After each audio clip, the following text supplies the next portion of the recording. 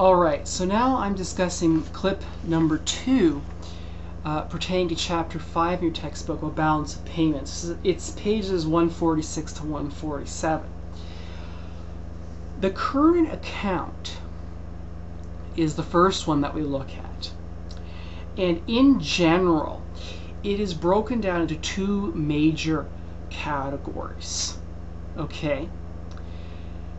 And then those can, you can pick those apart in more detail if you wanted to. But let's just cover the main ones, the main categories which make up the current account. The first one is called the trade account, and this is the one your book talks about a lot.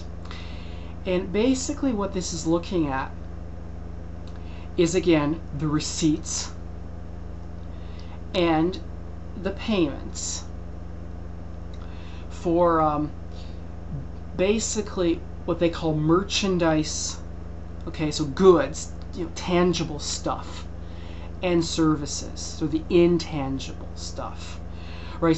So it's important to point that out because, for instance, take something like tourism. That's also considered international tourism. So let's say have some Americans come to Canada or something.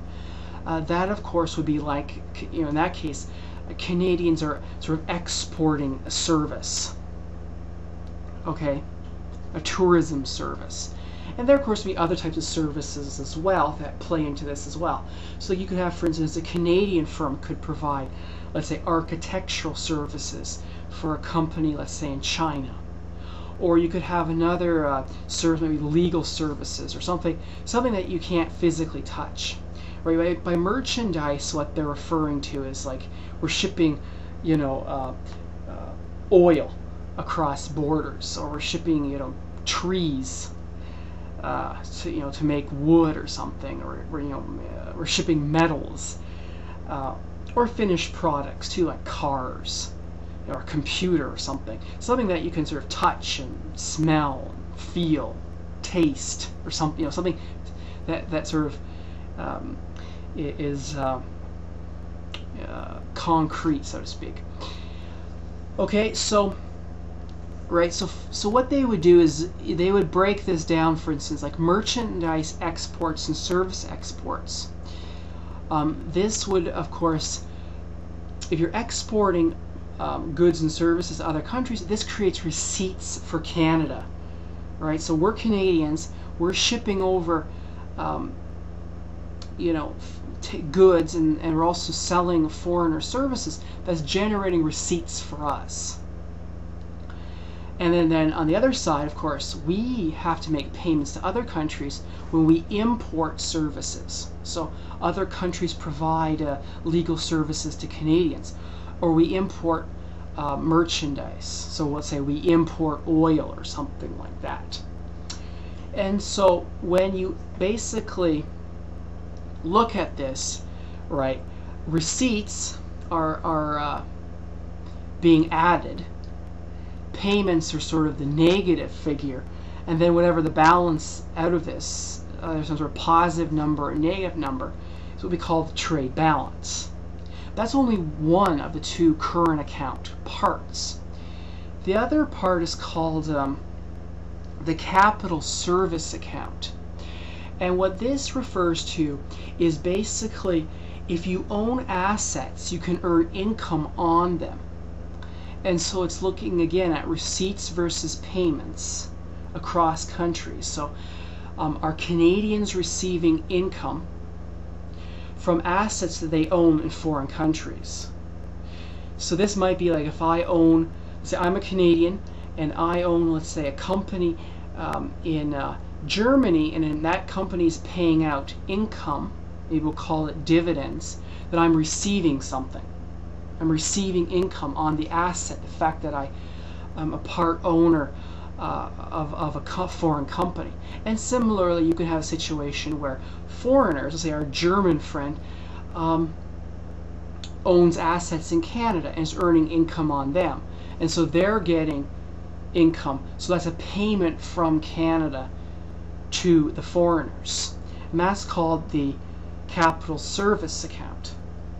And you put the trade account and the capital service account together, that gives you an current account balance. And that's all it is. It's just an accounting of receipts and payments, basically, in that category. The second part of this is called the capital account. So that's the second sort of big of these big three, right? The big three are the current account, capital account, and official financing account. So the capital account is the second big one. And basically what this is looking at are what they call capital inflows and capital outflows. So basically we're looking at, are Canadians buying up assets in foreign countries? Or are foreigners buying up Canadian assets? And this too can be broken down into sub-levels. One way that it's broken down is into what they call basically short-term versus long-term investments, I believe is what they call it. I think that's what they call them. Let me just check.